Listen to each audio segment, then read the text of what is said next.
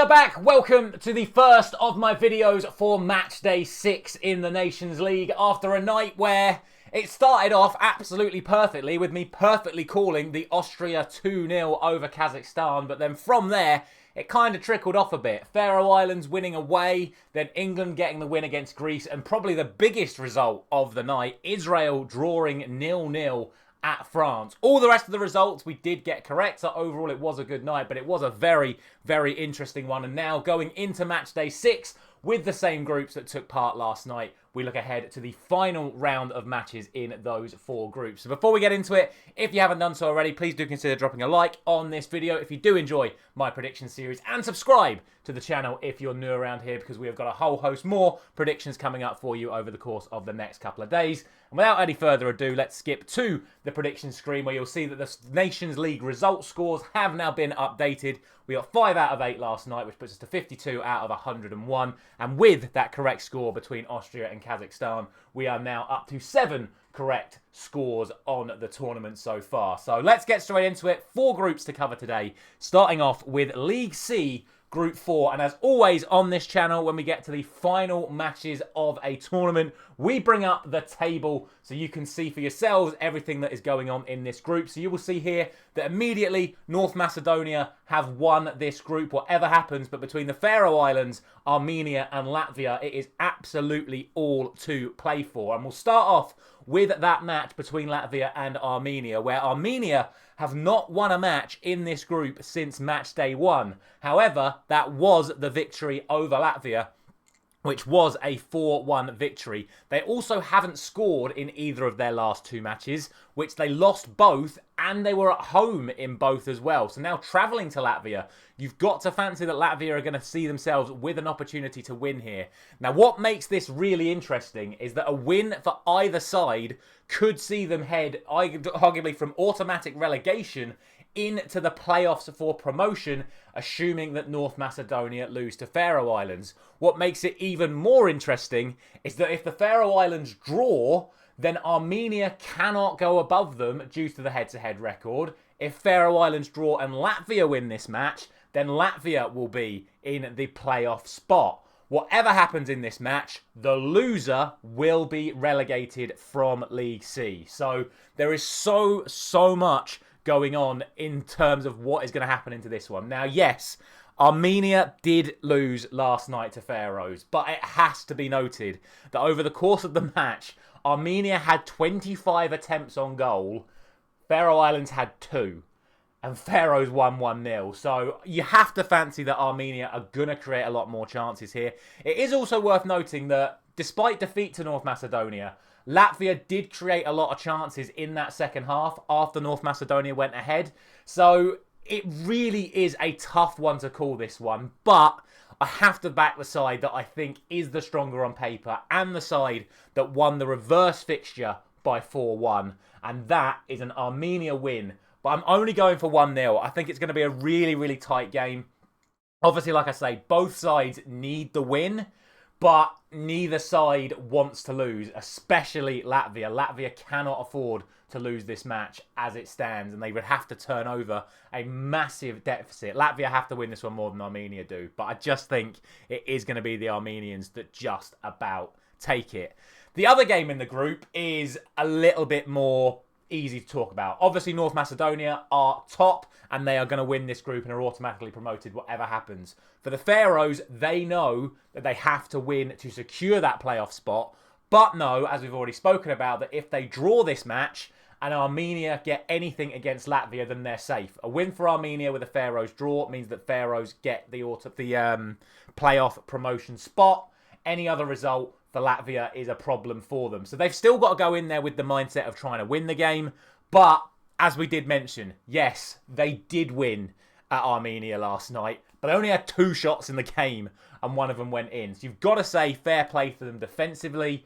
But North Macedonia, as you can see here, 9 goals scored so far in the tournament. They are a side that has scored the most goals in this group. And even though they're not playing for anything, they're still going to want to end with a win. Potentially, they could slack off a bit with that complacency, which could allow the Faroes to get a result. But I've got to be realistic and say that North Macedonia are a far stronger team on paper. It was a draw in Faroes, that has to be noted, but I'm going to go for a 2-0 win to North Macedonia here. I just don't think Faroe Islands are going to have enough to get a goal against a North Macedonian defence that has only conceded one so far this tournament.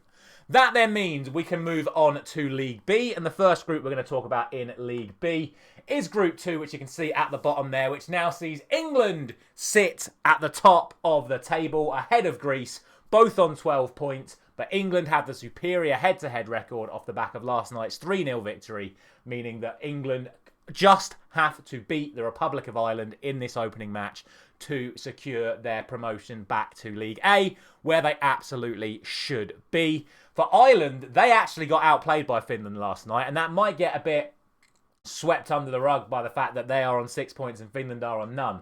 But Finland had double the XG. They had more possession than Ireland. Yes, Finland did have a penalty that was saved by Kelleher, which sort of dwarfs the XG a little bit, but they created a lot more chances than the Republic of Ireland did last night. And if it wasn't for that 45th minute goal from Evan Ferguson, we'd be sitting here with this group potentially a little bit more interesting with one game to go. But now, travelling to Wembley after losing 2-0 at home, yes, Ireland are going to want to spoil England's party. But if England played like they did against Greece last night, it's got to be another win at Wembley. Harry Kane is expected to be back at the starting lineup for this one. I'm going to go for a repeat scoreline of last night. I'm going to go for a 3-0 victory to England. The other game in the group, again, Finland are not playing for anything. They are automatically relegated to League C. Whatever happens in this match, which means that for Greece, they have just got to go for the win, and they have got to hope that Republic of Ireland can get something against England. Otherwise, for the Greeks, it is going to be a playoff promotion match for them.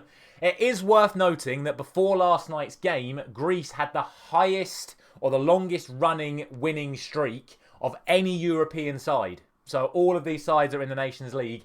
Greeks had the longest winning streak out of all of them. So they're very used to winning. I think last night's game was a bit of a shell shock for them, certainly in that second half when England started to run away with it towards the end. But against a Finnish side that now aren't playing for anything, last night they were playing for something against Republic of Ireland, you've still got to think that the Greeks are going to just about come out on top here. It was a 3-0 victory for the Greeks on Matchday 1 at home, so I'm going to go for a 2-1 away win here, which will put the pressure on England. Obviously, these matches are played at the same time, so if the Greeks go ahead early, could put a little bit of extra pressure on England because they will know what is going on. But ultimately, I would expect the two sides that have dominated this group to continue to do so on Sunday afternoon. That then brings us to the other group in League B, and that is Group 3, the group of Austria, Slovenia, Norway and Kazakhstan. And after last night's performances, the group sits like this. Austria on 10, Norway on 10, Slovenia on 7, and Kazakhstan relegated to League C on just 1 point with no goals scored. Now, this group isn't over yet, because if Slovenia can beat Austria, they can leapfrog them, because that was a draw in the previous match day. So a win for Slovenia does put them above Austria, but that is on the assumption that Norway beat Kazakhstan. Because if somehow Kazakhstan beat Norway, all three sides end up on 10 points and it goes to goal difference. So in that regard, Austria would be safe. But with that in mind, I'm actually going to talk about the Norway-Kazakhstan game first, because in theory, Norway should be taking this one pretty comfortably. They beat Slovenia 4-1 away last night. Their 19-year-old from RB Leipzig, Antonio Nusa, playing absolutely phenomenally, but he could now miss the game against Kazakhstan because he went off with an injury last night. But ultimately, against a side that hasn't scored yet in this competition, has conceded 10, okay, they got the 0-0 draw against Norway on match day 1.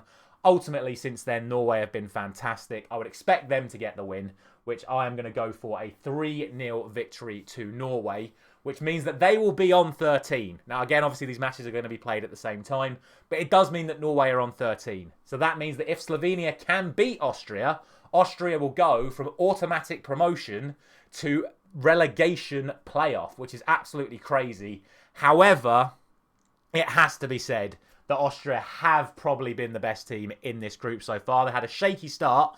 That is massively worth noting. They had a really shaky start to this group, but have gone from strength to strength so far since. And it is also worth noting that in their 2 home games so far, they have scored 9 goals. So they are absolutely free-flowing. They were very, very precise in their victory over Kazakhstan last night. And although I do think Slovenia could produce something here, I just don't think it's going to happen for them. I'm going to go for a repeat scoreline from last night, and I'm going to go for a 2-0 victory for Austria, which will see them get the automatic promotion spot after the superior head-to-head over Norway. We'll see Norway go into the promotion playoff and Slovenia into the relegation playoff. And then finally, we have League A Group 2, which is also still kind of up for grabs if you look at the group here. After last night's results, Italy are on 13, France are on 10, Belgium are on 4, and Israel are on 1. Now, because of the absolute brilliance of Daniel Peretz, I think I've sent that name right, the Bayern Munich goalkeeper for Israel, who pulled off 8 saves last night to keep out the French, it means that Israel can still get themselves into a relegation playoff rather than automatic relegation if they can produce a big enough victory over Belgium. But this is the problem. They need a victory over Belgium. They've literally only got 1 point so far in this group, and that was the 0-0 draw with France last night. In the reverse fixture, it was a 3-1 defeat. So that means if they're going to overhaul Belgium, they're going to have to win by 3 or more. Because if it's a draw in terms of Israel win this by 2, then Belgium will still have a superior goal difference. So in order for Israel to actually get themselves into third and automatically relegate Belgium, they're going to have to win by a margin of 3 or more, which, if we're being realistic, just isn't going to happen because they've not played like that so far in this group. To be fair, the Belgians have been absolutely shocking. Like, they're only on 4 points in the group. They've been losing games left, right and centre. They lost to Italy last night with 5 times less XG at home. They were out-possessioned and only had 0.5 XG to Italy's 2.6. So I'm not going to sit here and say that Belgium are going to take this game comfortably. I'm not by any stretch of the imagination. Israel are probably going to want this a hell of a lot more than what Belgium are. But again, quality of the sides, I just don't think Israel have got it. The game's being played in Budapest as well due to all the ongoing conflicts. They just don't have that home advantage either. I'm going to go 2-1 to Belgium. In terms of an outright prediction, I do think this one's really tough to call because I think Israel are going to go for it because they can and Belgium are playing for nothing. But quality would suggest that Belgium still get the win here, but it's a very, very dodgy one to call. And then finally, we have Italy taking on France, where, if we're being honest, Italy have got to be the best side in this Nations League so far. You look at the group they've had France and Belgium. They have won 4 out of 5. The only game they've not won was the home game against Belgium when they were 2-0 up and had a player sent off. They've won away in France. They've won away in Belgium. They're now at home to the French. The French have just drawn 0-0 at home to Israel. Italy are absolutely flying. A victory for them is, well, I mean, they get near enough guaranteed anyway. The French have really got to win this by a margin of 2 or more if they're going to overhaul them. Now, a 2-goal victory would be enough because the goal difference swing would actually put it in the French's favour. But the way the Italians have played so far, the way the French have played so far, I think France going to Italy and getting a result would be a major, major upset at the moment. But we'll see. Both sides are already guaranteed to make it to the knockout stages. It's just a case of, or the quarterfinals, whatever you want to call it. It's just a case of who will finish in the top seed, who will finish as a bottom seed. But for me, Italy deserve it, and I'm backing them to finish with a flourish. I'm going for a 2-0 victory to Italy, with the French failing to score again after failing to score last night, which will see Italy end the group on 16 and France sitting in the second quarterfinal spot on 10. And that is going to do it for today's video. As always, let me know all of your thoughts down in the comment section below. I think we've got some really tough fixtures to call this week, but we'll see what happens. Let me know your thoughts in the comments down below. Thank you very much for watching as always. I'll see you tomorrow morning when we'll do this all over again for the groups that are playing tonight. I'll see you there.